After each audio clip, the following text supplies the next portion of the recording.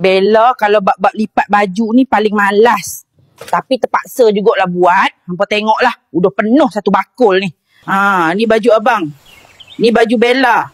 Okey, 2 helai settle. Oh, aduh banyak lagi. Mampui.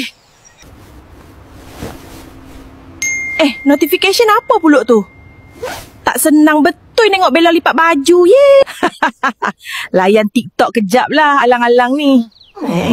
Bella tahu, hangpa pun selalu lagu ni kan? Wih, terliuk puluk tengok jeruk mangga Datuk Alif Syukri ni.